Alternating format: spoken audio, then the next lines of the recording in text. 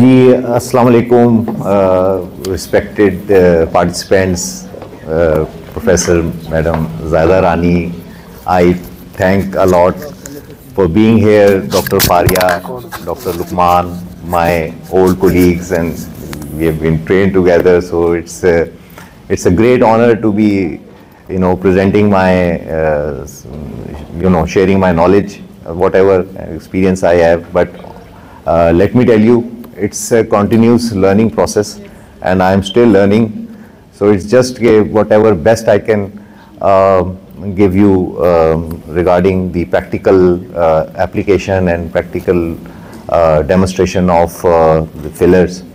I hope you are all attentive. This is the time because really need your attention. You have all now listened to a very state-of-the-art lectures, and now you have knowledge of anatomy and the biofillers and how to, what complications we can expect from fillers. But what I am doing actually, first of all, rather I'll thank my patient to, she's been very cooperative, and she's also a trainer in the gym. So she has agreed to, get filler injected. We are covering two areas today, the cheek area and the nasolabial fold. Both are challenging, and especially when we talk about nasolabial folds, it can cause lot of complication in that respect. Looks easy for beginner, yes. We always tell doctors to start with nasolabial fold, but still, as you have gone through these presentations, you must have learned that if you need to be careful, and you should be very, very good in your anatomy and should have command on that. So first of all, beginning with the filler, if you are coming into this thing and trying to inject filler, start with low G prime, and there are three things which I want to revise. These come across these terminologies like viscosity, elasticity and cohesiveness. Now let's be practical about this thing. What is this? When you are injecting with the filler, though you know the viscosity and all that thing, just try to take out few of the drops of that filler. That would give you idea of actually viscosity, how much easily you can push, and that shows your resistance. So always do that. I personally do it because I know where to inject, and the area which I am actually injecting, it might show resistance, so you know how much you have to push. Sometimes you push hard and then you tend to lose your filler also. Secondly, if you're trying to force and then the viscosity is high, you haven't assessed it, you tend to push it, and that is one of the things which can cause complication, because it should not be with the force, it should go lightly. And if you are in the light plane, then you face less resistance, but if you are in the wrong plane, obviously you try to push it, and don't get so, at times you become a little more enthusiastic, so don't put much of pressure. If it's showing resistance, take out your needle or cannula and then re-inject it. So these are the few things which you should keep in mind. Selection of fillers, the site you are actually injecting, you need to plan. And above all, please try to have a conversation with your patient. What are his or her expectation out of this treatment which you are going to do, and how far you can improve things. So you should have a detailed discussion. What are the expectation of patient, because you cannot bring miracles, you can just improve things.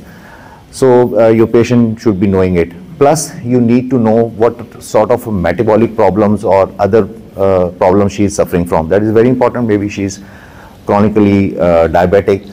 Your filler might not last more, or she is under some thyroid problem or other metabolic problem. So in that case, if you're talking about like 6 to 8 months filler, no, it might last for 3 months, or she's a vigorous, on a diet plan or something like that. So it might give you, not after 3 or 4 months, your filler might not really giving that patient satisfaction, and she might turn up to you if that filler is no more giving that effect on face. Secondly, there are two things which I like to mention here. मुझे वो lights कर रहे हैं, मुझे cannula चाहिए और एक वो needle चाहिए.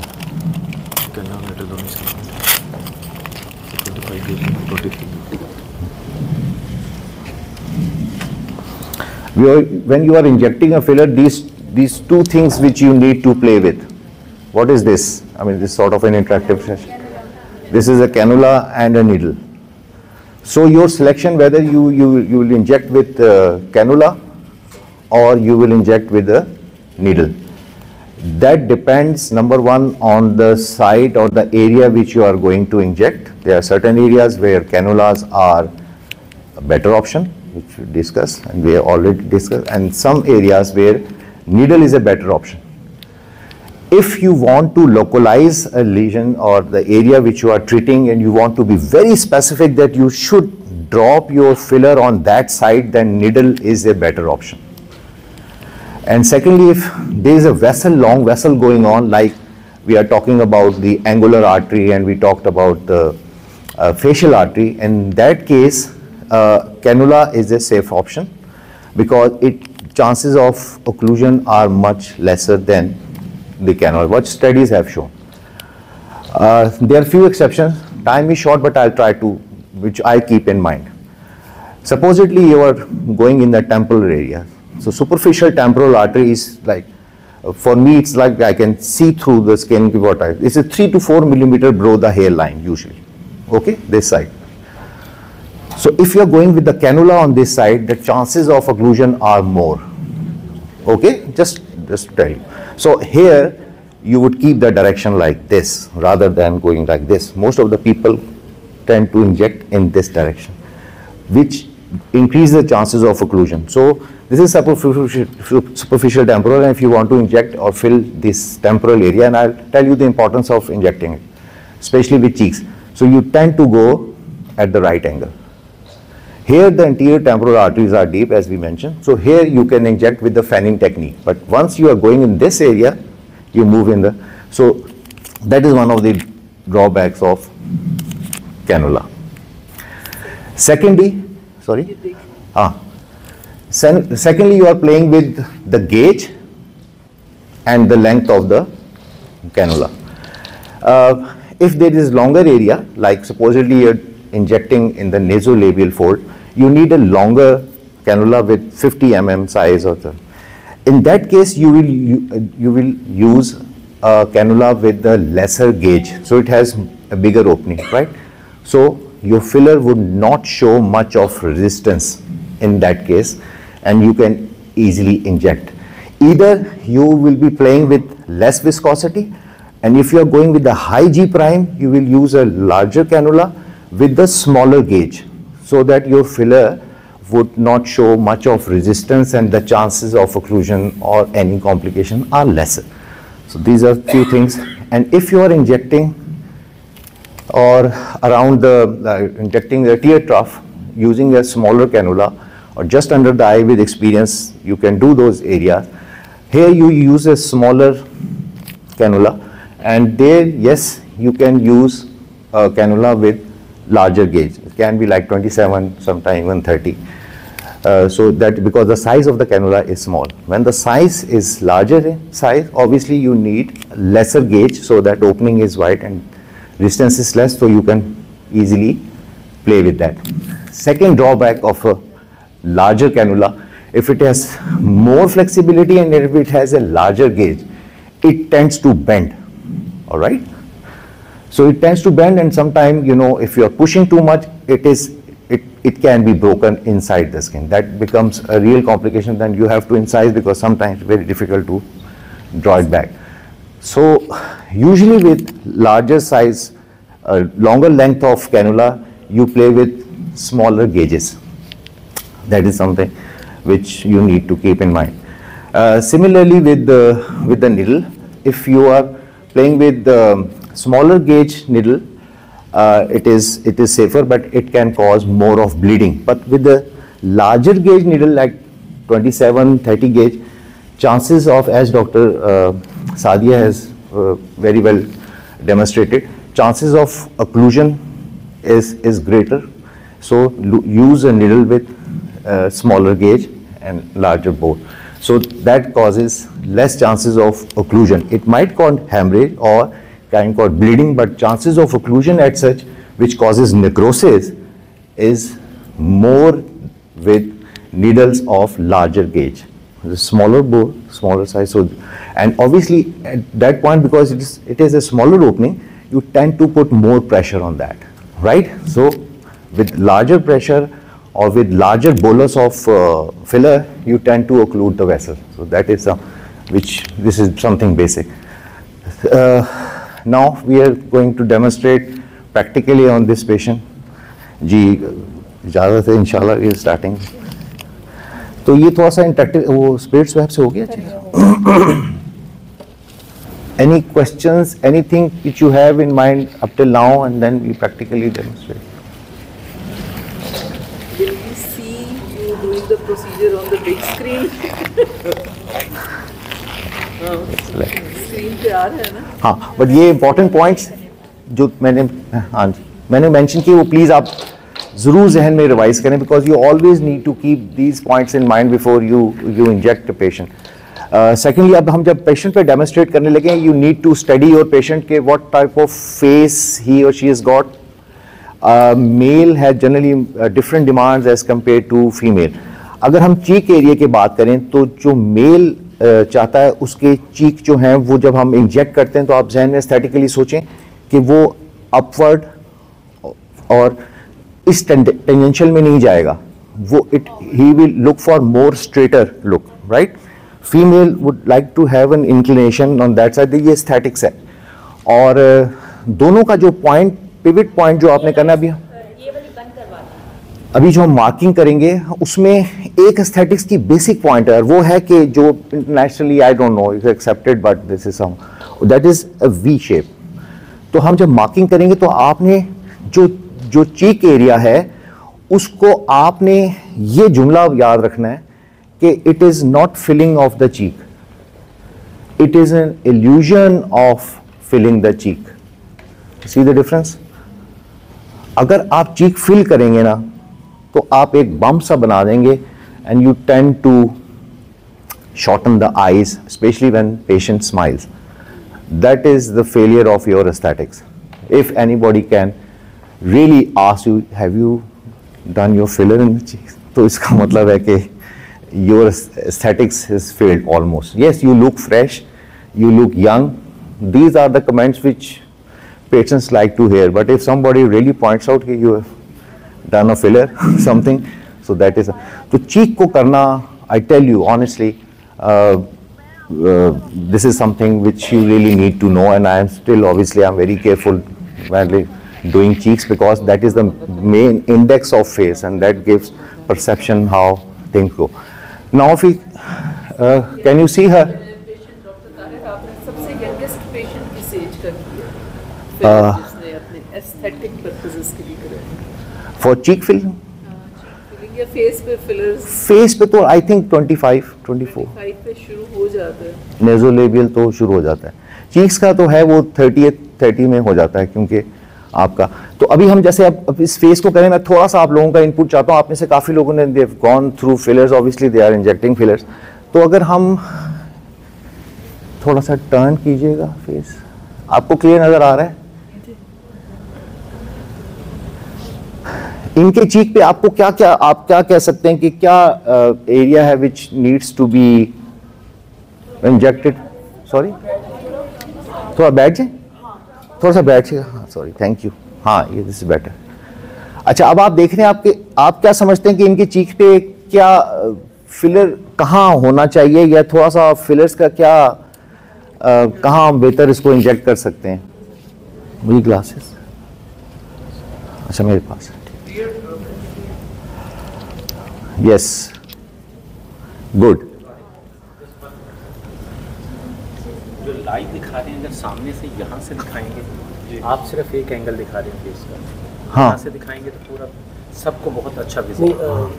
आप यहाँ से हाँ बिठा के करेंगे या अभी बिठा के करेंगे? आप यहाँ पे जो मुझे मार्किंग पेंसिल दे दें तो फिर लीजिए वो भी चेंज कर दीजिएगा। दोनों, हाँ, और एक वो दीजिएगा, रेड मार्कर तैयार रखें, एक ब्राउन दे दें।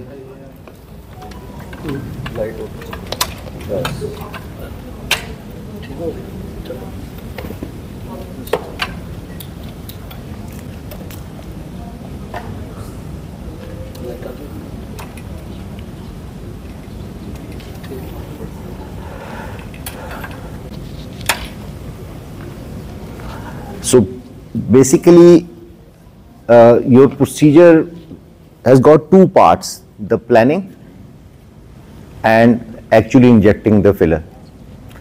And in planning, marking of the area it plays a vital role, because without markings you cannot plan your filler, where to inject which amount of filler and which type of filler.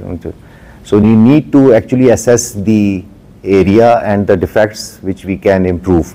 So एक तो doctor Lukman ने कहा कि इनके tier trough है। सो orbicularis retaining ligament को आप देखें,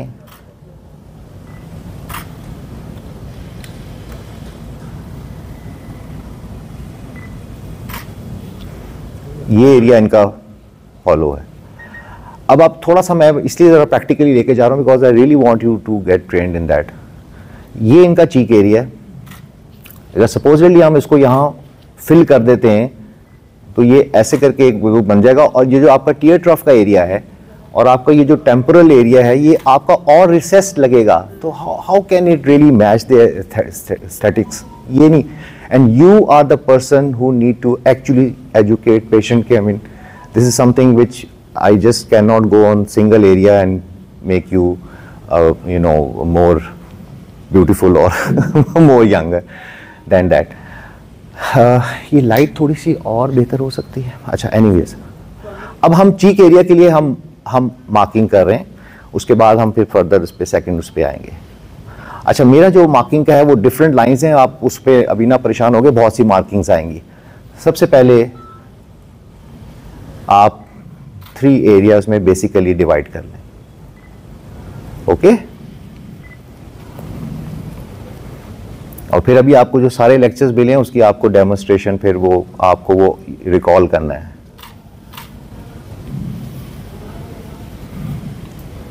ठीक हो गया?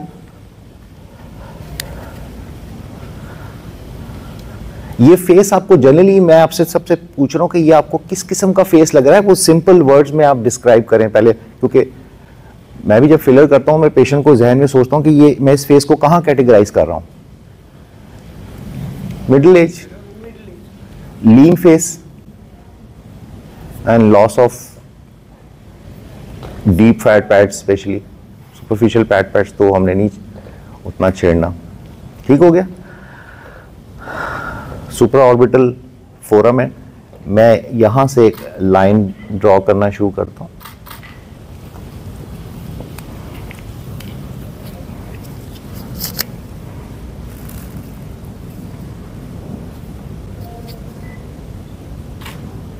मुझे एक मार्कर भी दे दें।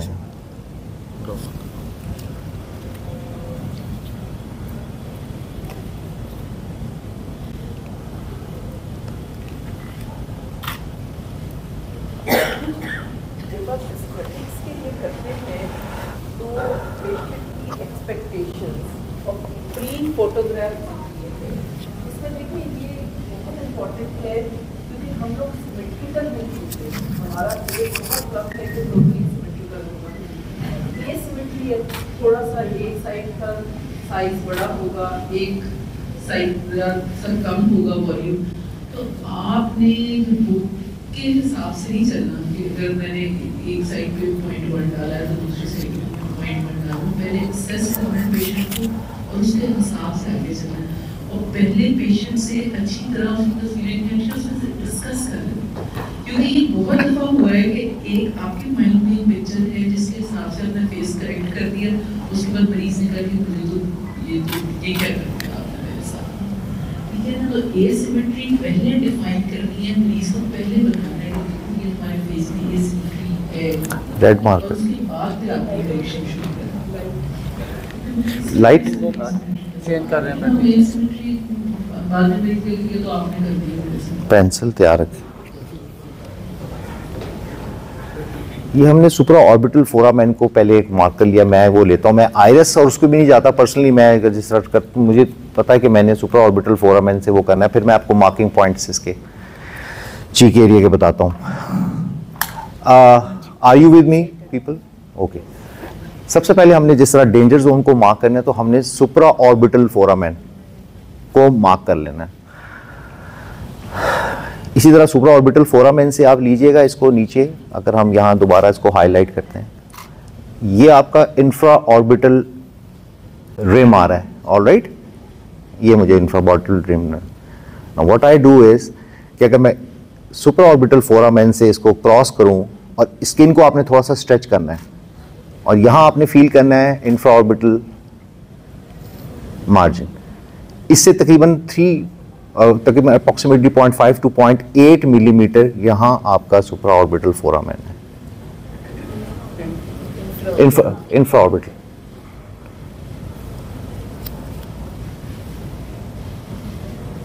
तो हमने एक अपना डेंजर जोन मार्क किया है फिलर के लिए।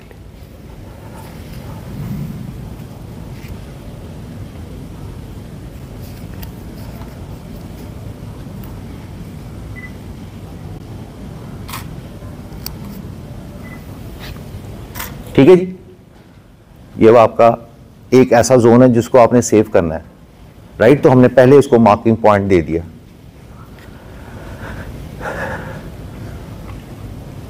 मार्किंग अब हम क्योंकि चीक को प्लान कर रहे हैं तो हमने 3 एरियाज पे खेलना है, लैटरल कैंथस तक, from lateral alae nose, then tragus, and from lateral oral commissure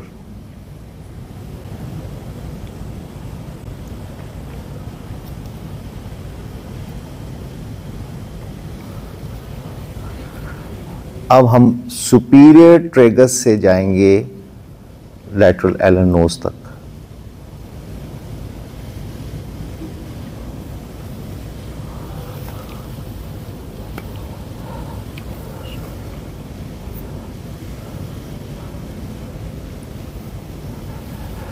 अच्छा, अब ये ज़रा इम्पोर्टेंट पॉइंट्स हैं, मैं आपको थोड़ा सा एक्सप्लेन करता हूँ अभी।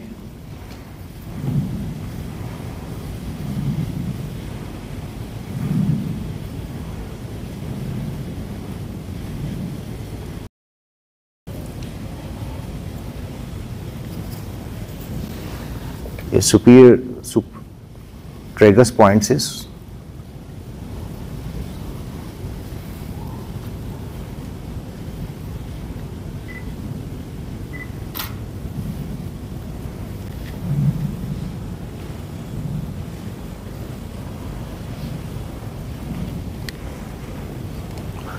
अच्छा, अब ये थोड़ा सा इंपॉर्टेंट पॉइंट है, इसको नोट कीजिएगा। If the face is lean, different trainers का आपको डिफरेंट मिलेगा, तो हम ज़्यादा लैटरल कैंथस से, लोग वैसे लैटरल कमिश्योर की तरफ, जो मैं इसको स्ट्रेट लाइन लेके आता हूँ चीक पीक उसके एपिक्स को फाइंड करने के लिए, और अगर थोड़ा सा ज़्यादा चबी फेस है तो lateral rim of the orbital rim से, lateral margin of the orbital rim से आप उसको स्ट्रेट लाइन खींचें। ये प्लीज मैं इसलिए थोड़ा सा यहाँ स्टॉप कर रहा हूँ कि दोनों पॉइंट के लीन फेस है, तो प्लीज मैं दोबारा कहा कि लैटरल कैंथस से स्ट्रेट लाइन ड्रॉ करें। अगर आपका थोड़ा सा चबी हैवी फेस है तो आप margin of the orbital rim से लैटरल स्ट्रेट मार्क करें।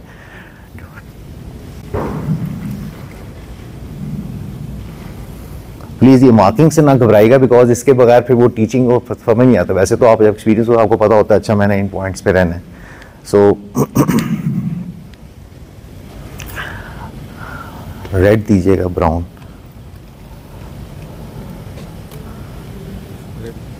नहीं वो पेंसिल।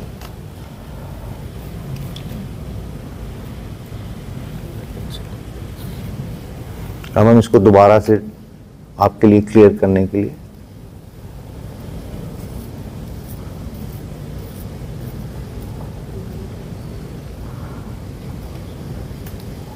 यार ये मार्कर यार नहीं फिर मिटाना है।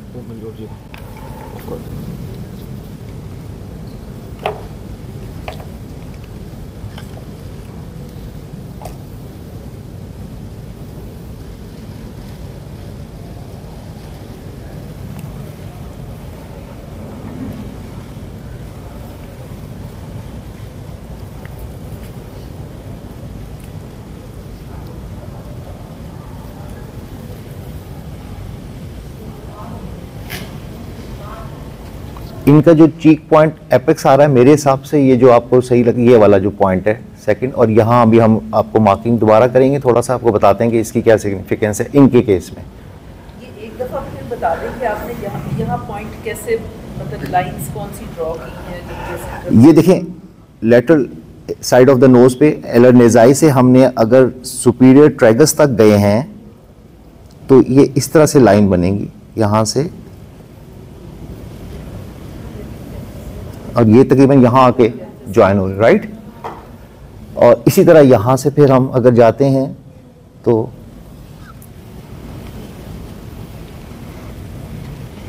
एक मिनट सॉरी, ये ट्रैगस का भी थोड़ा सा हेरी है, तो यहाँ से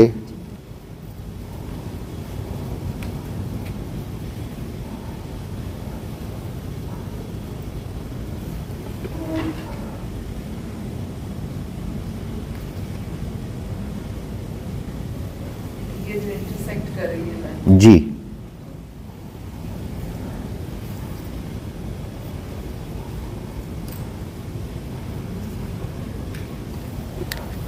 ठीक है जी, क्लियर। ये इंजेक्ट करने का पॉइंट जी अभी आ रहा हूँ उस पर, अभी वो ऐसा ऐसा डिफरेंट मोड्स ऑफ, ताकि चीक को हम और बेहतर प्लान कर सकें। अभी मार्किंग पेंसिल से ही सही। पेशेंट की मेन कंसर्न ये है कि उनकी चीक्स जो हैं वो ज़्यादा वॉल्यूम लिफ्ट अप हो जाएं, लेकिन खाली चीक को जैसे मैंने कहा कि it should illusion should be created rather than filling the cheek. तो अब हम जो मैं अब पॉइंट्स पे इसको जो स्पेशल रनिंग पॉइंट है, अब इजी वे ये है कि हम यहाँ एक सर्कल ड्रॉ करें। अब आप देखें कैसा मैं आपको मजेदार इसका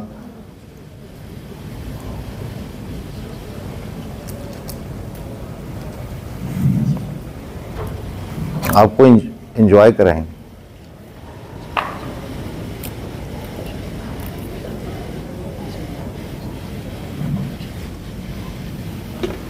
अब आप देखिएगा कि इसके क्वाड्रेंट्स बन गए, lower medial, lateral, superior and superior medial.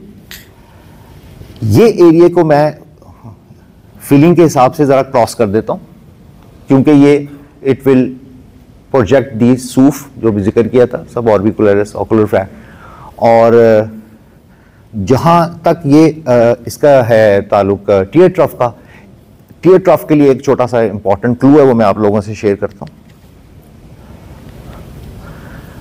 Place a finger here just below the orbicularis retaining ligament and try to lift it. अगर आपको लगे कि आपका टीयर ट्रफ जो है वो बेहतर हुआ है, आपका गैप खत्म हुआ है, तो वो तो that is something which where you can inject और treat the tear trough, otherwise don't treat it, क्योंकि कई दफ़ा फैट बल्ज हो जाता है। तो शी इज़ द कैंडिडेट जिनका टीयर ट्रफ हम बेहतर कर सकते हैं और करना चाहिए, दैट इज़ इंपॉर्टेंट। बिकॉज खाली चीक को करेंगे तो ये एरिया फिर भी बड़े हॉलोड लगेंगे, और अगर थोड़े पास हमारे फिलर की तरह कैपेसिटी होती तो हम फिर टेम्पोरल एरिया को भी फिल करते, क्योंकि ये इस तरह से ये सारा जोन चलेगा। एनीवेज अभी हमने ये हमने फिंगर रखी और उसको थोड़ा सा लिफ्ट किया। अगर आपका टीयर ट्रफ बेहतर हो जाए तो इट मीन्स कि आपका टीयर ट्रफ ट्रीट होने वाला है, अदरवाइज वो फैट बल्ज हो जाता है। आपको लगे कि थोड़ा सा वो ऑलरेडी होता है तो वो एडीमा आपको लगता है कि वो फैट बल्ज हो गया है। अच्छा, ये पर सर्कल आपको ठीक नजर आ गया। अब इसमें आपको एरिया और विजुलाइज होना शुरू हो गया कि किस क्वाड्रेंट में जरूरत है। इस क्वाड्रेंट में जो अब मैं आना चाह रहा था इंपॉर्टेंट पॉइंट पे, कि इसका जो मीडियल फैट पैड है जो कि तकरीबन ज़ाइगोमेटिकस मेजर से शुरू होता है, समथिंग लाइक दैट, ये आपका तकरीबन मीडियल फैट पैड ये होता है, ये हॉलोड है। अगर आप खाली चीक को करेंगे तो वो फील नहीं होगा। इसका मतलब है कि हमें इस सर्कल में थोड़ा सा वो करना है, और इस सर्कल को और सेंट्रल, हम इस मीडियल क्वाड्रेंट पे ज़्यादा फोकस नहीं करेंगे। हम इन एरियाज को ज़्यादा प्रॉपर इंजेक्ट करें तो हम सेफ हैं।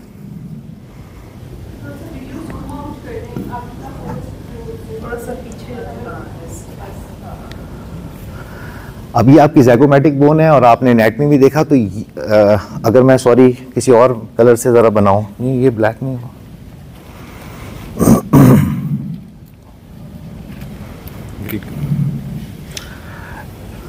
सुपरफिशियल टेम्पोरल आर्टरी और ये ट्रांसवर्स फेशियल आर्टरी, तो ये यहाँ से बोन के नीचे डिप करती है और थोड़ा सा फिर ऊपर लिफ्ट करती है, यहाँ एक ट्विक सी देती है।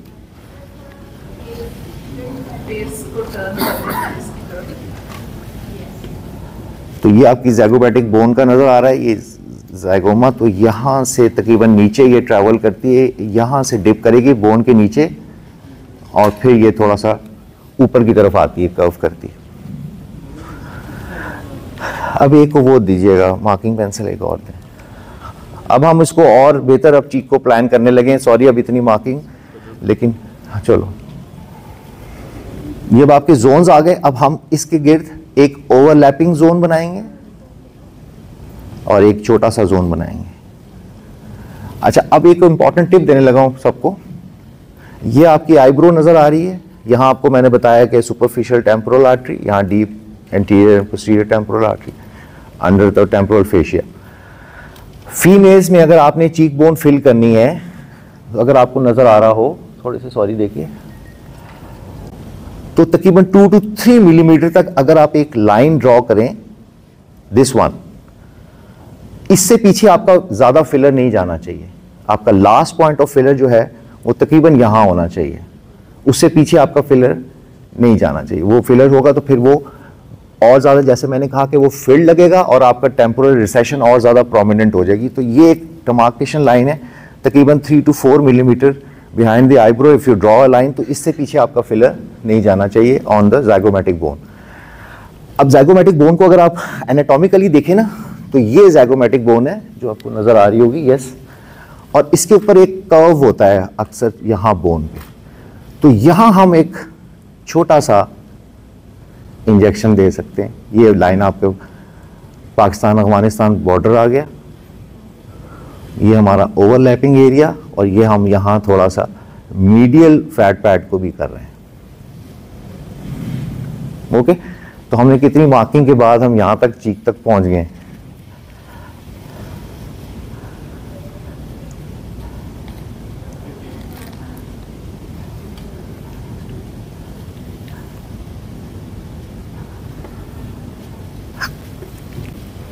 लो जी, फिलर अप, तो ये छोटा ठीक हो गया, कंफ्यूजन तो नहीं है यहाँ तक? सर ये 4 पॉइंट्स बन गए जो हमने फिलर लगाना। हाँ, ये छोटा पॉइंट आपने रखा होता है कि आप जब कर रहे होते हैं प्रैक्टिकली, तो आप कहते हैं कि बैलेंस हो रहा है कि नहीं होता, क्रिएट सिमेट्री। आप कहते हैं अच्छा यार यहाँ मैं थोड़ा सा inject, that is actually at the time of practically doing it, कि वो कितना लिफ्ट करता है।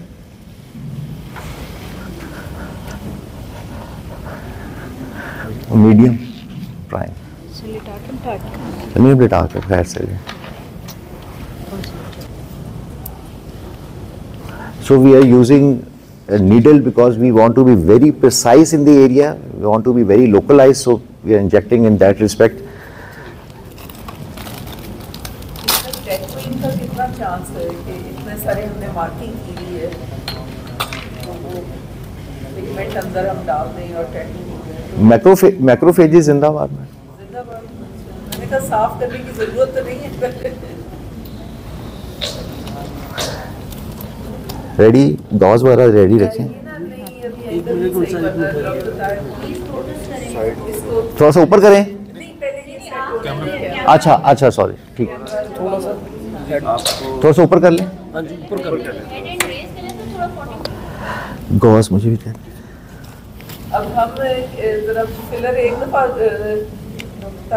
दफा समझा दें कि आप किस पॉइंट पे कितना इंजेक्ट करने लगे हैं और फिर लगा दें। देखिए अभी तो इसके हिसाब से मैं, जैसा मैंने कहा, always go for under correction, तो मैं अप्रॉक्सीमेटली 0.1-0.15 cc सेंटर पॉइंट पे करूंगा, उसके साथ फिर रेशो कैलकुलेट करूंगा। अगर मैंने यहाँ 0.1 से थोड़ा सा ज़्यादा किया है तो वहाँ एग्जैक्टली 0.1 करूँगा मीडियल फैट पैड पे, और फिर उसके बाद 0.05 और इस तरह से मैं पीछे जाऊँगा ताकि मैं उसके साथ बैलेंस कर सकूँ। और आपके पास फिलर कौन सा है सुगर?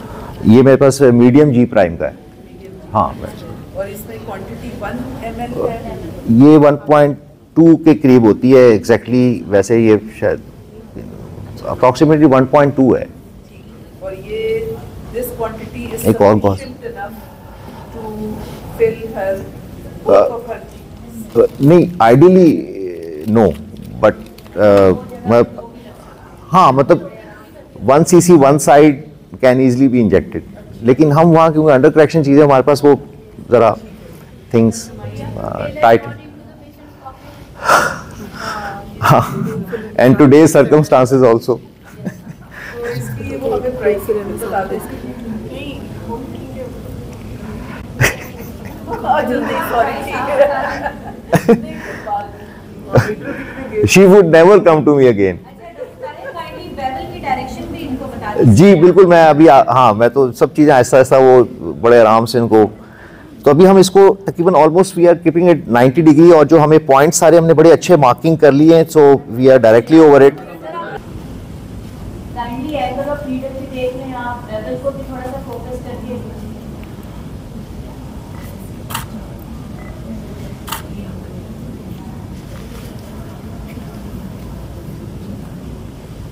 ये डर्मिस पे है कि बोन के ऊपर है? जी ऑलमोस्ट बोन के ऊपर है जी, लेकिन मैं आप तो मास्टर हैं। लेकिन यूजली मैं बोन को टच नहीं करता, क्योंकि नीडल जो है वो उसकी ज़्यादा ब्लंटिंग हो जाती है और वो ज़्यादा प्रॉब्लम। रेडी? तो नहीं हो रहा। आपने नीडल होल्ड की भी सही, पता है आपने लॉक की थी?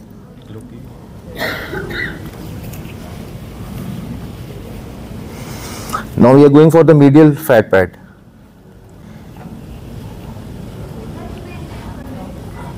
Approximately 0.1 cc. हाँ अभी देख, अच्छा है नीडल।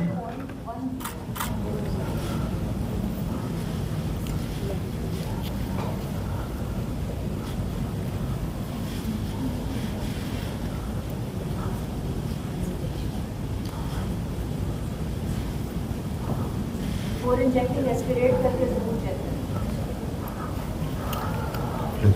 रेडी? छोड़े।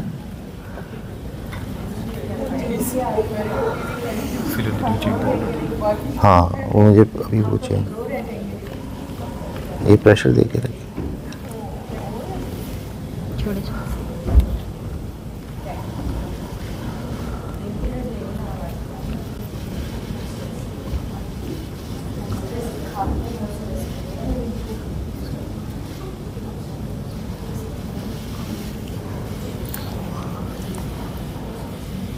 ये नजर आ रहा है, थोड़ा सा दिखाइएगा आखिरी, देखें चीज। ठीक है, प्रेशर ठीक।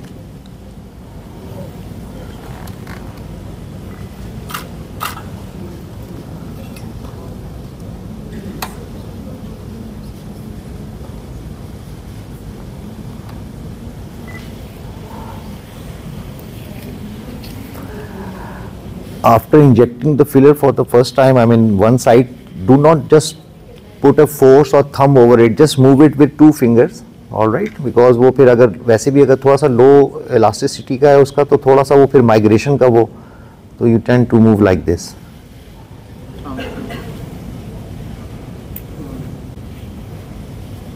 अच्छा एक चीज़ आपने नोट की कि यहाँ कोई एक्स्ट्रा बम्प नहीं, because you were quite deep और आपने एग्जैक्टली वो इंजेक्ट किया उसके साथ। अब हम दूसरी साइड पे करेंगे, फिर अगर पेशेंट डिमांड, वैसे तो खैर यहाँ तो ट्रेनिंग फॉर, अगर वो डिमांड और करता है then you go for the second phase rather than injecting in the first application और first injection. You don't go for much of a higher amount because you need to assess how the face looks and how practical it is going with the face or not.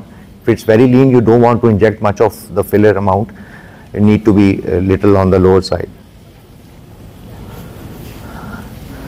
ये थोड़ा सा marking ज़रा अगर अब of कर दें ये spirit sales.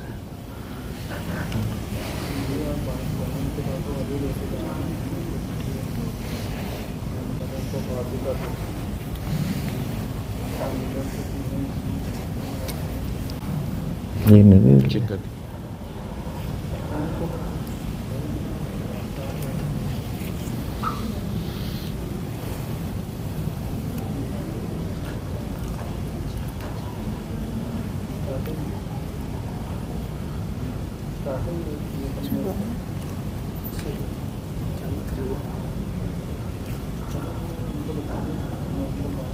थोड़ा हिलाए ना, बस थोड़ा सा। पेन तो नहीं हो रहा?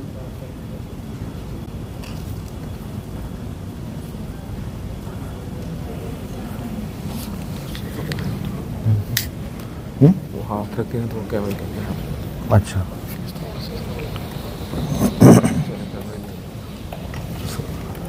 गोल्स और सॉरी, आपका विजन क्लियर था इंजेक्शन के वक्त? अब हो। अच्छा, हमने एक वहां तक आपको क्लियर है जहां हमने आपको इजी करने के लिए सर्कल्स बनाए हैं, because you can play better with that thing कि मैंने कहा किस मीडिया किस साइड पे मूव करना है। सुपीरियर और मीडियल साइड को आप अक्सर 90% निगेट ही कर रहे हैं। बहुत आपने कम करना हो तो सुपीरियर और लैटरल, वरना इंफीरियर मीडियल और इंफीरियर लैटरल पे प्ले करें या सेंट्रल एरिया में। Now we have a second injection where we need to correct the medial fat pad. तो ये हम सेकंड सर्कल पे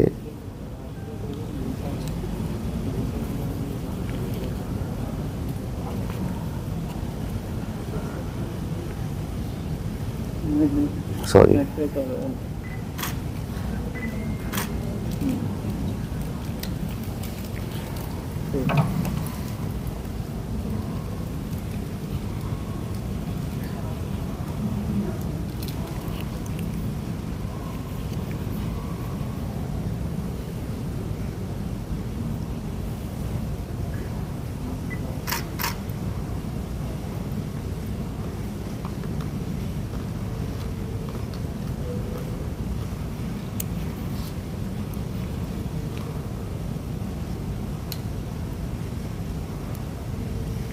ये एंड वाले पॉइंट पे हमने कोई अप्रॉक्सीमेटली 0.025 प्ले किया है, टेपिंग कर रही है ऊपर। I hope you are all with me. अच्छा, अब इसमें दो, क्योंकि थोड़ी सी मैंने स्पेस छोड़ी, अब हम किस तरह से प्ले कर सकते हैं एक और टेक्निक, वो ये है कि हम we can go from this side to correct it. वो थोड़ा सा अनऑर्थोडॉक्स है but it can also give. मिसाल के तौर पे अगर मैं थोड़ा सा इसको यहाँ से इंजेक्ट करूँ तो मैं अपर साइड पे थोड़ा एंगल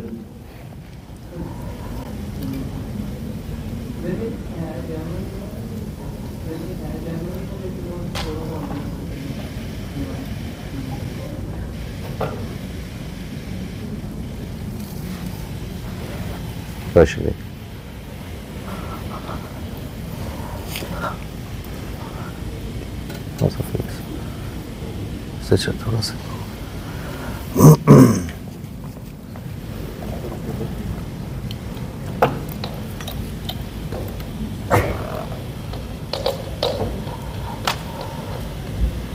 एक मिनट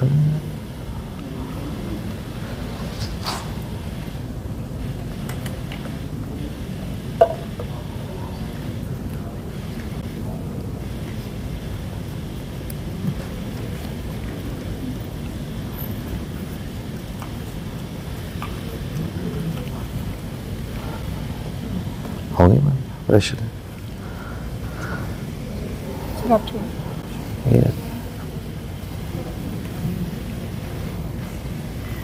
goes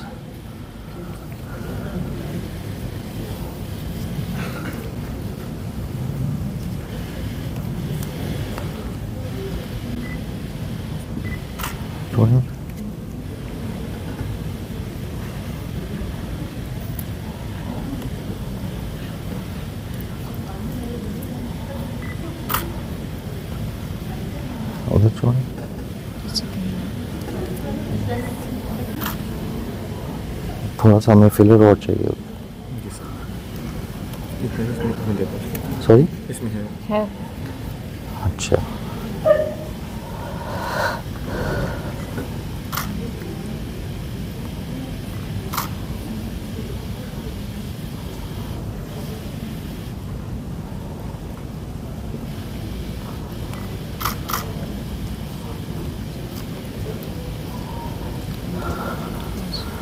इसको ज़रा मसाज करते हैं। गुड।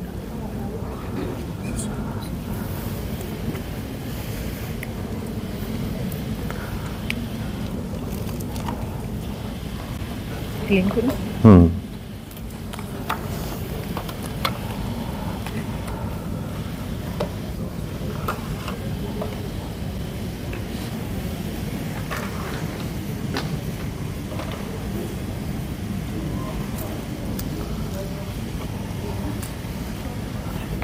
ये दोनों मीडियम जी प्राइम के थे या एक ही था? दो तो सब हार्ड वाला है। थोड़ा सा हिलते हैं। जी बेटा।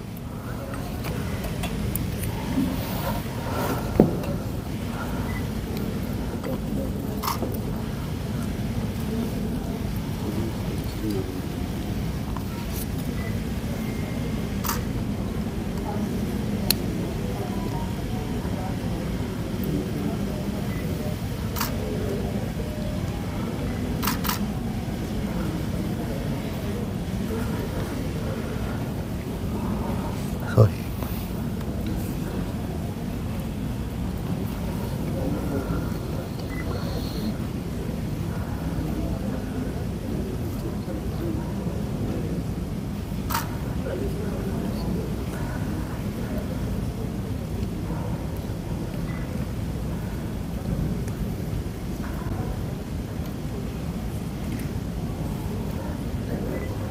गुड। मसाज। आइस पैक्स तो नहीं होगा।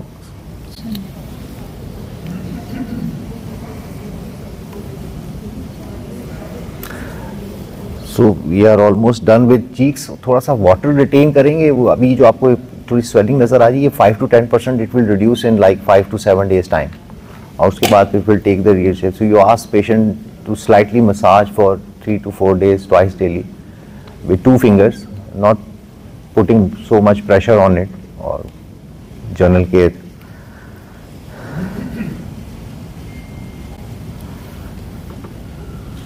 डेप्थ का जरा बता दें कि आपने जो है वो क्या बोन हेल्थकेयर के पीछे आते हैं या किस तरह आइडिया? आइडियली मतलब अगर थ्योरेटिकली देखा जाए तो यस, वो कहते हैं कि बोन के बिल्कुल ऊपर, लेकिन कोशिश करें कि आपको आइडिया हो जाता है तो बोन को ज़्यादा टच ना करें, बस आप इतने डेप्थ में चले गए आपको पता है you are almost on the bone, and then you aspirate and then start putting a filler. Pre-periosteal injection. Supraperiosteal. तो उसको बिगिनर्स के लिए तो हमें तो यही कहा गया था कि बोन टच कर। हाँ, लेकिन मैं ये प्रैक्टिकल पॉइंट वो पेरियोस्टल में हाई होगी, पेन फील होगी, यू आर सेफ देयर। जैसे मैं मजाक नहीं कर रही। हाँ, लेकिन प्रैक्टिकल वही होता है कि थोड़ा सा आप निडल के साथ जो है ना देन यू प्ले, क्योंकि फिर आपको इंजेक्ट करने में अगर उसका वो थोड़ी सी ब्लंट हो जाए या कुछ हो जाए then you are unable to inject the fill, because आपको बहुत स्मूथ उसको वो करना है, वरना वो आपके इक्वल, जैसे वो डॉक्टर सादिया ने कहा कि बम्प्स आ सकते हैं, अनइक्वल डिस्ट्रीब्यूशन हो सकती है, और जैसे यहाँ आप चीक में प्ले कर रहे हैं तो आपको डीप का मकसद फायदा ये भी होता है कि you are under the zygomaticus major, तो माइग्रेशन ऑफ जो फिलर है, especially when you don't have choice and you are playing with a low viscosity filler, it does not migrate in that sense, it tends to get fixed here for longer period of time, तो migration नहीं होती। तो अब हम अभी आप इनका देख रहे हैं इंशाल्लाह दोनों साइड पे, शायद बिफोर का आपको शायद याद है, अब इससे हम थोड़ा सा ज़्यादा और इंजेक्ट करेंगे तो it tends to really close the you know your eyes and your orbicular function। तकरीबन टोटल पहले किया था 0.1 cc, फिर उसके बाद और 0.05 cc और किया मीडियल फ्लैट पैड, और उसके बाद फिर मैंने कोई 0.25 और फिर इंजेक्ट किया, और फिर उसके बाद 0.05 नहीं 0.025 3 पॉइंट्स पे दोबारा इंजेक्ट किया। तो इसको आप कैलकुलेट कर लें बैलेंस करने के लिए। सॉरी,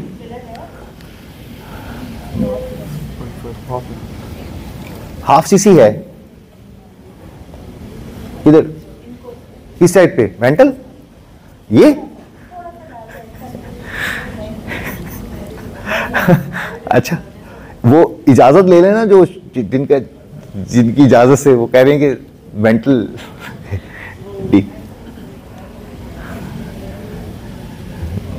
पहले हम नेजोलेबियल कर लें थोड़ा, फिर हाँ जी देखें ऑलमोस्ट बैलेंस है, चीख देख लिए नहीं, आप लोग करेक्शन कर सकते हैं, बट बैलेंस है।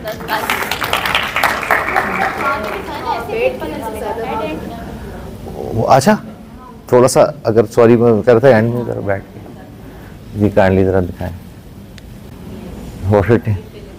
तो ये फेस के साथ वी शेप जा रहा है, तो वो जो लाइन है मार्किंग प्लीज थोड़ा सा। अच्छा अब वो बात है, प्लीज थोड़ा, थैंक यू वेरी मच। अब अगर हमने ये वाला हिस्सा प्ले करना है टीयर ट्रफ का, तो ये ज़रा मैं करने लगा हूँ ऐसे जस्ट फॉर दिस। ये ज़रा ट्रिकी है लेकिन बहुत तरीके से, थोड़ा सा chances of bruising are there, लेकिन चीक को बहुत अच्छा वो करेगा। ये अब ये है थोड़ा सा advance, but just give you a touch कि हम उसको थोड़ा बेहतर कैसे कर सकते। तो मुझे ना नीडल के साथ दीजिए, ये मैं ज़रा एक्स्ट्रा, फिर हम नेज़ोलेबियल करते हैं।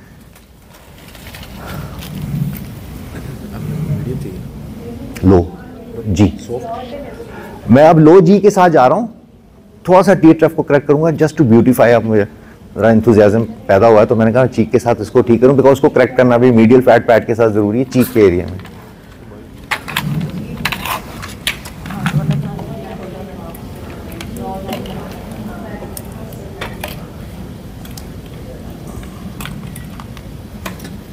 मीडियम 38 है। सॉफ्ट लिप वाला जो होता है सॉफ्ट है ना, वही टीयर ट्रफ का है ना। तो we are treating just tear trough, just a touch, not very extensive, because otherwise जो टीयर ट्रफ का है वो फिर यहाँ से मैं अप्रोच करूंगा कैनुला से और फिर यहाँ डीप जाऊंगा। ओके मैं अभी सिर्फ डायरेक्ट नीडल से कर रहा हूँ, थोड़ा सा ज़्यादा ट्रिकी। ये लो जी प्राइम का है, बिल्कुल सॉफ्ट।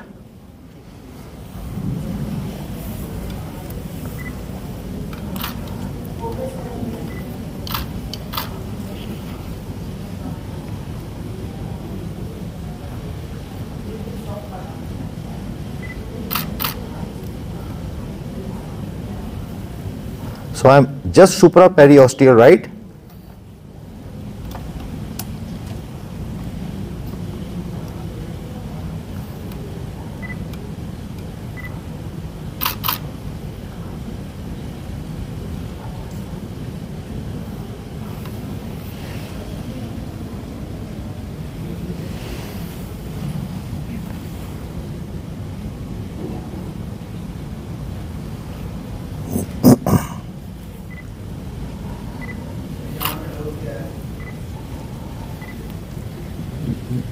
.025.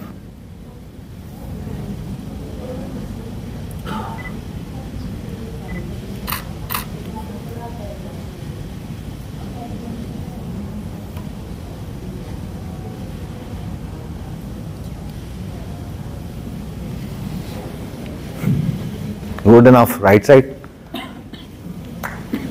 Don't play. यहाँ तो बिल्कुल जज्बाती होना ही नहीं है, ना वाटर रिटेन हुआ ना कुछ, ये खुद अपना टाइम ऐसे लेगा उसके साथ, और ये चीक के साथ मर्ज करेगा। टी ट्रफ जस्ट सुपरापेरियोस्टियल, बिल्कुल ये बोन के ऊपर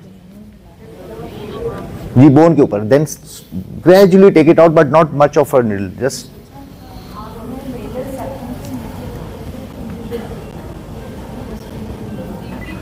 ये देखें, ये मैंने अभी नीडल प्लेस की है ना, this is just over the bone, और मुझे रेजिस्टेंस क्या दे रहा है, medial end of the orbicularis retaining ligament, right. ये मुझे रेजिस्टेंस फील हो रही है, तो यहां थोड़ा सा मैं फिर अब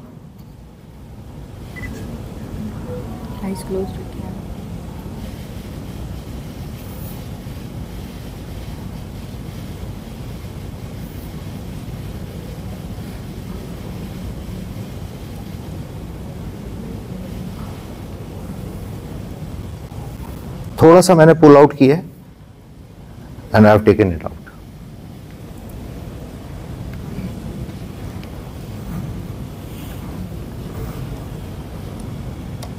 ये वाली पोजीशन भी ज़रूर कर लिया करें प्रैक्टिकल आपको लेवल ऑफ जो जिसे कहते हैं लिफ्टिंग वो आपको बेहतर कई दफ़ा नज़र आता है, not from just this angle.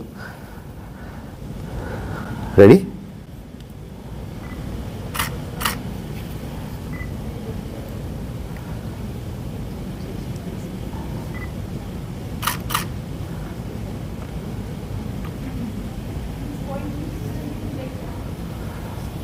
बेटा अप्रॉक्सीमेटली 0.025, बहुत उससे भी कम बल्कि शायद ड्रॉप्स आई वुड से, उसको आप कल।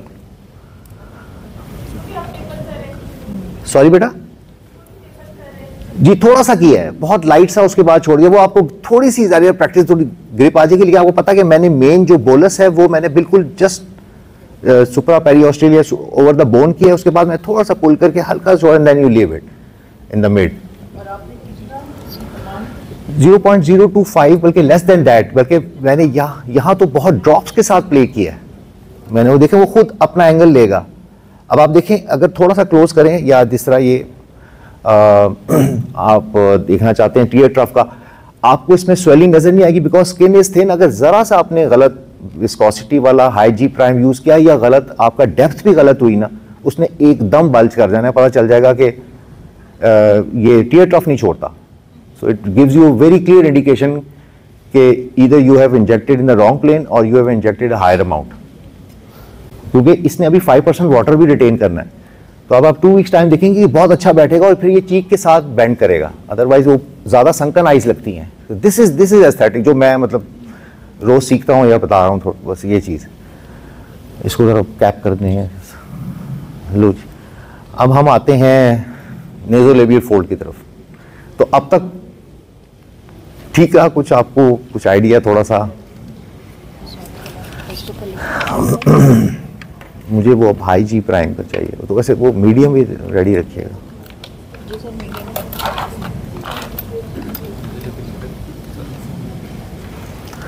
अभी आपको नेज़ोलेबियल फोल्ड की भी कुछ थोड़ी सी एक्साइटिंग चीजें, कुछ प्रैक्टिकल पॉइंट्स।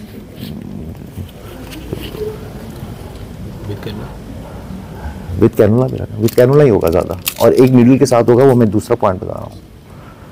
अभी हम यहाँ मार्किंग करेंगे, वो जो माशाल्लाह प्रैक्टिकली हम बताएंगे, जो डॉक्टर फरहाना ने इतना क्लियरली और इतना एलेबोरेटली उसको एक्सप्लेन किया है वेसल्स को। तो ज़रा प्रैक्टिकल देखेंगे कि वहाँ हमने ट्रांसफर फेशियल आर्टरी को मार्क किया था और कोई हमारी मेजर ब्लीडिंग नहीं हुई एक्सेप्ट ट्विक्स। मार्किंग पेंसिल,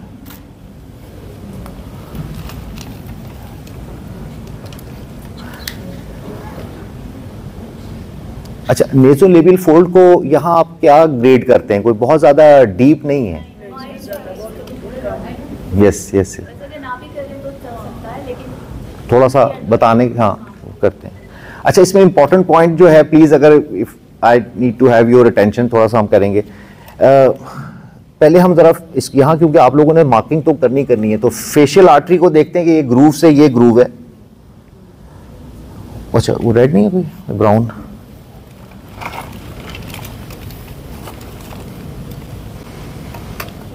अब हम दोबारा बेचारे सुपीरियर ऑर्बिटल फोरामेन को हम दोबारा मार्क करते हैं,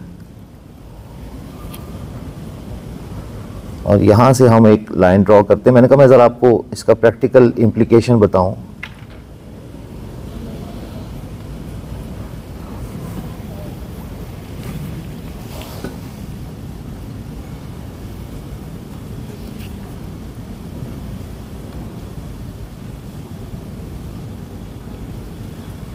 थोड़ी सी रेड, अब मुझे वो रेड वो दीजिएगा, रेड अगर रेड है तो रेड दे।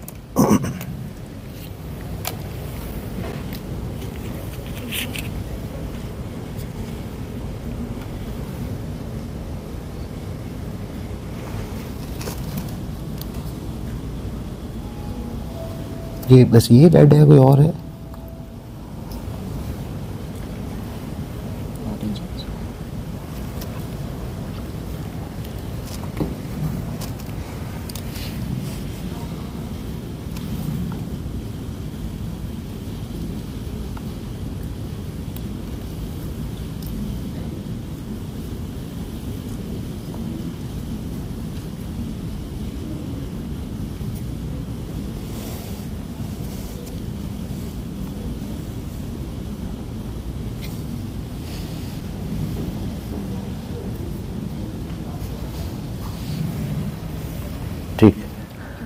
तो हम ज़रा फेशियल आर्टरी को ज़रा मार्क कर लें, फिर मैं थोड़ा सा उसकी आगे सेफ चलने के लिए हम यहाँ से, ये आपकी फेशियल आर्टरी मूव कर रही है, ओके। अब ये इंफ्रा ऑर्बिटल या सॉरी सुप्रा ऑर्बिटल फोरामेन को नीचे मार्क करने का मकसद ये था कि यहाँ तक ये डीप है और ये ज़ाइगोमेटिकस मेजर से नीचे से वर्ड निकल के अब यहाँ से ये एंगुलर बन रही है और ये सुपरफिशियल हो रही है। जिस पॉइंट पे ये मर्ज करती है the line drawn from supra orbital foramen, यहाँ से ये सुपरफिशियल हो रही है। अब यहाँ आके ये लैटरल नेजल ब्रांच देती है, ओके। यहाँ तक ठीक है। द प्रॉब्लम इज, करते वक्त जहन में जरूर रखें, कई दफ़ा ये अब ये आपका नेज़ोलेबियल फोल्ड है और ये यहाँ से तकरीबन लैटरल चली गई है और है भी थोड़ा सुपरफिशियल हो गई, ऑलराइट। लेकिन कई दफ़ा इसको हम इग्नोर नहीं कर सकते कि ये थोड़ा सा ऐसे आके अंदर स्नेकिंग करती है, वर्ड है ये आपके यहाँ स्नेकिंग करती है और सुपरफिशियल के बजाय थोड़ी डीप हो जाती है। That is something where we ask you to usually use cannula के, कम से कम चलो अगर ऐसी एबनॉर्मेलिटी है कि, क्योंकि बहुत कम है कि आप पल्सेशन चेक करें और इस आके एंगुलर आर्टरी की पल्सेशन इतनी चेक नहीं भी होती। एक तो बात ये होगी नंबर 1। नंबर 2, यहां से अक्सर इंफ्रा ऑर्बिटल आर्टरी की एक ट्विक निकलती है जो नीचे डिप करती है ऑर्बिकुलरिस ऑरिस के नीचे, ये वाली, ये तकरीबन यहां, ये छोटी सी। तो जब हम बोन पे कर रहे होते हैं तो इस ट्विक का थोड़ा ख्याल रखें, कई दफा ये प्रॉब्लम कर सकती है। अगर आपका लेवल प्रॉपर डीप नहीं है बोन तक तो आप इसको ऑक्लूड कर सकते हैं, ये ट्विक छोटी सी, ऑलराइट। तो ये हमने थोड़ा सा कोर्स प्रैक्टिकली,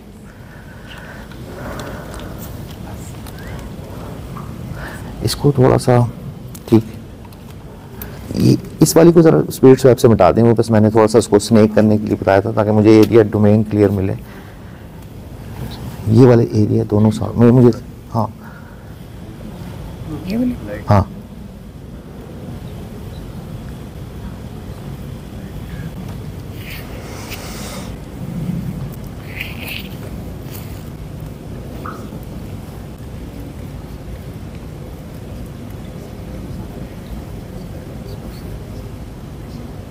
सॉरी पेन तो नहीं है बस, अभी ये आपको फोल्ड ये भी हो जाएगा। उधर वाले भी थोड़ा सा कर दें, स्पिरिट स्वैप नहीं है वैसे जो हमारे पास अच्छे वाले, ये वाले, हाँ थैंक यू।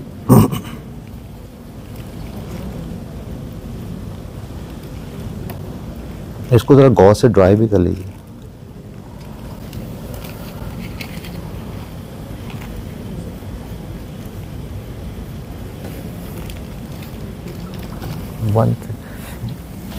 ये थोड़ा सा रखिएगा, ये लेटरल ओरल कॉमिशोर है ना, तो तकरीबन 1.5-1.2 सेंटीमीटर पे यहाँ तकरीबन डिवीजन हो रही होती है। तो अक्सर आप जब मेरिनेट लाइन को करते हैं तो इससे विद इन आप कर सकते हैं, वो सेफ जोन है। यहाँ से सुपीरियर लेबियल आर्टरी जो कि ज़रा डीप होती है और फिर यहाँ से इन्फीरियर लेबियल जो ज़रा 3 to 4 मिलीमीटर डीप इस तरह आती है वेसल वाइज। तो मतलब थोड़ा सा वैसे ही मैंने कहा जल्दी चलो यहाँ इस पॉइंट पे। तो इस पॉइंट को मार्क करने का मकसद ये है कि यहाँ से डिवीजन होगी फेशियल आर्टरी की, तो आप अगर पॉइंट बनाएंगे उसको इंजेक्ट करने के लिए नेज़ोलेबियल फोल्ड को, तो आप कोशिश करें कि यहाँ अक्सर फिर ब्लीडिंग हो जाती है, ब्रूज बहुत बड़ा पड़ता। तो ये इसकी डिवीजन लाइन है 1 to 1.2 centimetre from the lateral commissure. मुझे टनलिंग ये रेस्ट, मैडम एक अब ज़रूरी बात, सॉरी, अच्छा इनका मीडियल फ्लैट पैड जो है नेज़ोलेबियल फोल्ड बनने के क्या रीजंस हैं वो हम थोड़ा सा रिवाइज करते हैं। Migration of the medial fat pad, but why? With age piriform fossa जो है वो रिट्रोग्रेड हो रहा होता है, इट बिकम्स वाइडर, तो मीडियल फ्लैट पैड को माइग्रेट करने बेचारी की मजबूरी बन जाती है। ठीक हो गया। ये मेरे हिसाब से भी मेरा बड़ा ही इंपॉर्टेंट लर्निंग पॉइंट था कपल ऑफ ईयर्स बैक, जब आप थोड़ा बहुत देखते हैं, बेचारा मैं अभी सीख ही रहा हूं। तो ये अगर मीडियल फ्लैट पैड यहां हैंग हो रहा होता है तो ये बहुत डीप लाइंस होती हैं and that becomes more challenging, क्योंकि आप उसमें 2 फिलर भी लगा देना तो वो आपको इफेक्टिव रिजल्ट्स नहीं देता। हम उसको थोड़ा सा काउंटर करेंगे। सेकेंडली जो थ्योरी ये चीज़ है प्लीज़ ये आज मैं आपको एक टीचिंग पॉइंट, वो ये कहते हैं कि आप चीक को अच्छी तरह फिल करें तो आपका nasolabial fold it improves. It's totally wrong. 2020 में स्टडी हुई 77 केसेस में, they injected the cheek area with 3 cc's of high G prime filler but that did not reduce the laugh lines. तो अगर डीप लाफ लाइंस हो तो उसके 3 methodology जिससे वो बेहतर हो सकता है। एक तो आपका ये मीडियल फैट पैड इधर माइग्रेट किया हुआ है, ऑलराइट। तो हमने जब इसको करना है तो बिल्कुल ओवर द बोन आप फिल करें, बिल्कुल ओवर द बोन, ताकि वो फैट पैड को नीचे से थोड़ा सा लेटरल साइड पे डिस्पोज करें। दूसरा, मैं एक प्रेजेंटेशन में थोड़े से देख रहा था फैनिंग टेक्निक, शायद डॉक्टर हिना ने बताई थी। मैं थोड़ा सा विद ड्यू रिस्पेक्ट थोड़ा सा उसको डिसएग्री करूंगा, इसलिए कि जब आप ये फैनिंग टेक्निक में जाते हैं ना, और ये सबसे ज़्यादा ट्रिकी एरिया होता है, तो कई दफ़ा आप फैनिंग टेक्निक से थोड़ा सा चीक की तरफ आप फिल करते हैं और वो फिर आपको बहुत ज़्यादा स्वेल्ड चीक फील लगता है, क्योंकि आप जाते हैं सुपरफिशियल फैट पैड में, और superficial fat pad is very notorious to retain water, और उसमें जब फिलर चला जाता है, क्योंकि उसने हिलना भी नहीं है कहीं, तो वो फिर आपको एक एब्नॉर्मल चीक का वो देता है स्वेलिंग के। जी डॉक्टर साहब मेरी ना चीक पे स्वेलिंग हो गई है, वो कोई चीक लिफ्ट नहीं हुआ, वो चीक स्वेलिंग हुई, इसलिए फैनिंग टेक्निक यहाँ कम से कम ही यूज़ करें। और जिस तरह मैंने कहा कि अगर, तो हम 2 चीज़ों के टर्मिनोलॉजीज को यूज़ कर रहे हैं, एक नेजोलेबियल ग्रूव और एक नेजोलेबियल फोल्ड। फोल्ड जो होता है वो मीडियल फैट पैड के गिरने से होता है ऊपर, उसको हटाने के लिए जितना डीप आप बोन के साथ रहें वो डिस्प्लेस होगा। और दूसरा, फिर हम ओवर द बोन उसको इंजेक्ट करेंगे, अभी वो एंगल भी आपको भी बताते हैं, वो करके, और फिर उसके बाद आप हम करेंगे इसका, क्योंकि आपको पता है ग्रूव है, लेकिन इसका फोल्ड ज़्यादा नहीं, इसका मीडियल फैट पैड हैंग नहीं कर रहा, तो इसमें हम क्या करेंगे, नेजोलेबियल फोल्ड पे we will use the multi layer technique उसको फिल करने के लिए, बल्कि शायद बहुत सुपरफिशियल भी करेंगे तो इसकी जो क्रीज है ना वो बहुत बेहतर हो जाएगी। So for training purpose will go little deep, हालांकि आर्म्स में इसमें शायद बहुत डीप आप ना भी जाएं, but we'll try to be near the bone, and then we'll go into multi-layer technique, and then superficial also to crack the nasolabial fold. So you can have a look at it, and then we'll see in the end how far she has improved.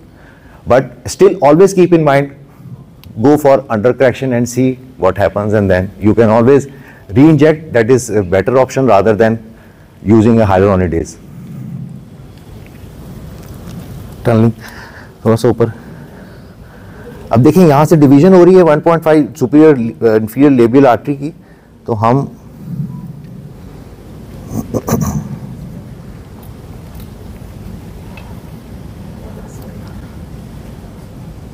Gauge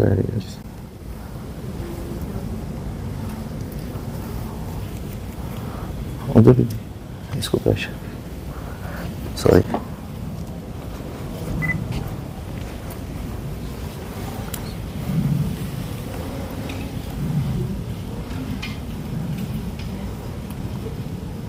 so we are just using a 22 gauge needle for tunneling.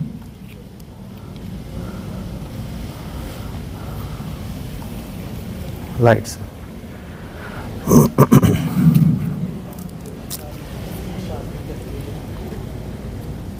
Cannula. Once you have fixed the cannula, never touch it, becomes very septic, so it can be a problem. Don't touch the cannula. और दूसरा ये कि cannula bend नहीं होना चाहिए. Whenever you are inserting a cannula, hold just near the needle, right? So it will not bend and it can easily move. Sorry. एक side का तो हो गया इनका, एक साइड का। हाँ ये कर रहा हूँ। मुझे उधर बैठे हैं ना, भागने लगे प्लीज। अब वो चाय वाला भी कह रहा है। अच्छा ठीक है, फिर ये कर लूँगा इनका। हाँ, या तो ये आप ये उधर ही कर लो। हाँ ये उधर कर ले, ये उधर कर लेते या हैं। आप इसको फिनिश कर लें, 2-3 को खड़ा करते हैं, बाकी को भी ले जाती हूँ। ठीक है, मैं बस एक दफ़ा इंजेक्ट कर लेता हूँ, फिर बाकी हम कर लेंगे। 2-4 मिनट ठीक हो गया। लो जी, हम आप इंजेक्ट इसको करते हैं इंशाल्लाह, और फिर डीप जा, राइट? यही है ना? जी सर, ये थोड़ा सा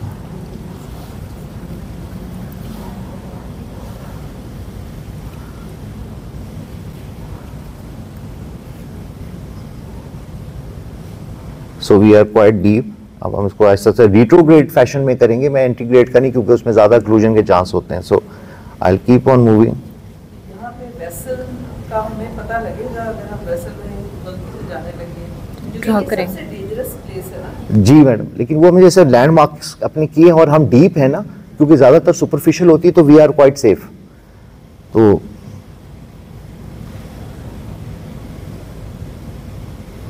इसका नोट करना है कि कितना इंजेक्ट हुआ। जी बेटा, हालांकि वो मैंने बताया कि इसमें अगर आप बहुत ज़्यादा पेरियोस्टम पे ना भी हो तो कोई प्रॉब्लम नहीं है, थोड़ा सा आप मिट कर सकते, लेकिन मैं जस्ट फॉर द ट्रेनिंग पर फिर मैं आता हूँ सुपरफिशियल में, मैं मल्टी लेयर टेक्निक करूँगा ना। अभी आपके सामने यही लेवल थोड़ा सा ऊपर चला जाएगा, तो मैं अभी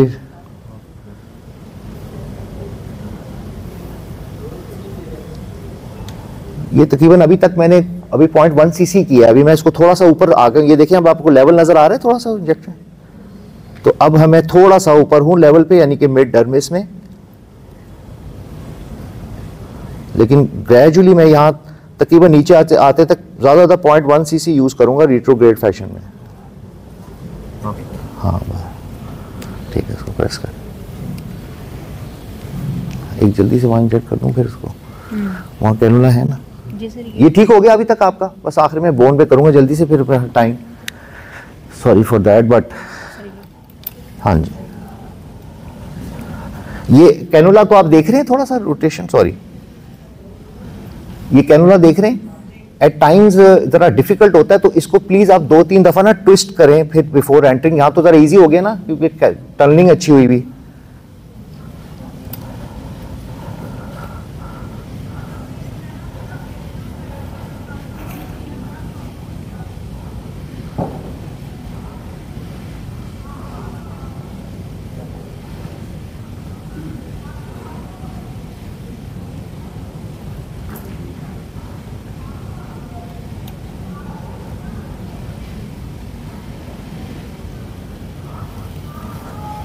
इसको नीडल लगा दें बस, रिट्रोग्रेड फैशन। मैं अब जो सबसे upper most part of nasolabial fold है वो बस ज़रूरी मैं आपको बता लूँगा, उसका एंगल और बोन्स पे बड़ा ज़रूरी है। उसमें हमने इंफ्राऑर्बिटल आर्टरी की जो ट्विक थी उसको भी जहन में रखते हुए फिर बोन में इंजेक्ट करना है, और वहाँ will keep like 45 to 60 degree angle according to the face. अगर बहुत चबी फेस है तो will try to be more closer to 90 degree, otherwise हम थोड़ा 60 डिग्री पे उसको बोन को इंजेक्ट करेंगे, keeping the needle towards the oral commissure side to be safe, occlusion come.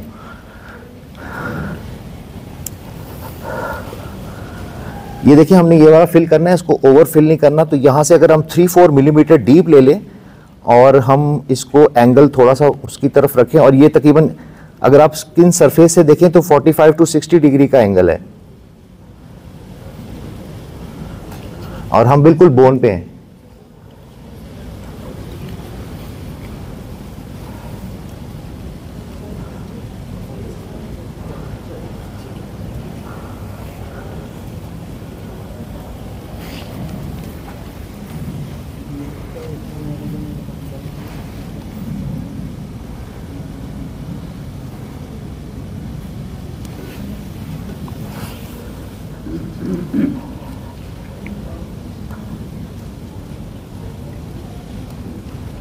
यहाँ तकरीबन हमने 0.1 सीसी तक जा सकते हैं, मैंने थोड़ा सा सेविंग की है, राइट जी। बस अब लास्ट में इसकी टचिंग करने लगा हूँ, मैं सुपरफिशियल जाऊँगा, वो आपने सॉरी एंट्री पॉइंट के किस पॉइंट से? ये देखिए एलर नेजाई है ना नोज का। अब हमने कहा कि यहाँ एक ट्विग आती है तकरीबन 2-3 मिलीमीटर, अक्सर ऑर्बिकुलरिस जो ऑरिस मसल है उसके नीचे डिप करती है। तो हम अगर 3-4 मिलीमीटर नीचे थोड़ा सा रखे और बोन एंगल ये आपने यहाँ से डायरेक्शन ये रखी। अब ये मैं कहना चाह रहा था कि अगर हम किसी बहुत ही फैटी लेडी का कर रहे हैं तो तकरीबन 90 डिग्री के करीब एंगल होगा। अगर हम लीन लेंगे तो हम तकरीबन 60 डिग्री पे या 45 डिग्री पे खेलेंगे फ्रॉम द सरफेस, ऑलराइट। फिर आप बोन तक जाएंगे and then aspirate and then inject, alright. अब देखिए अगर आपको नजर आ रहा है तो मैं सिर्फ सुपरफिशियल फिलिंग करूंगा। ये आप देखिएगा, थोड़ा सा गौर तैयार रखिएगा। ये आप देख रहे हैं नीडल को, now I am playing very superficial, जाऊंगा मैं इधर भी रिट्रोग्रेड ही, लेकिन ये छोटी छोटी क्रीजेस को बड़ा अच्छा फिल करता है। और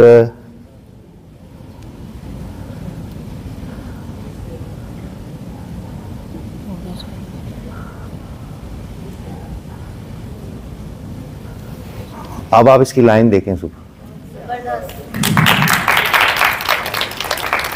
थोड़ा सा उसको टच देने, फिलर भी कम यूज होगा, महंगा ज़माना है।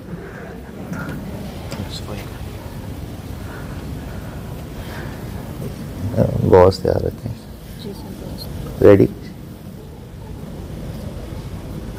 एक और फिलर, मसाज, ये ख़त्म ही हो गया।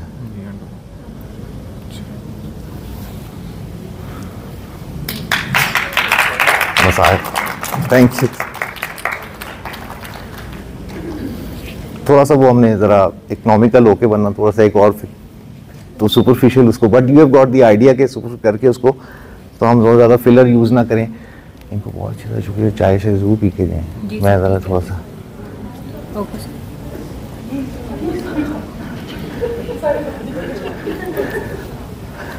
Thank you all for being so patient. I hope I try to. Thank you very much, sir, for the very wonderful hands-on live demonstration of fillers. Now I would invite all of you for tea the scale start. After that, we go on for hands-on.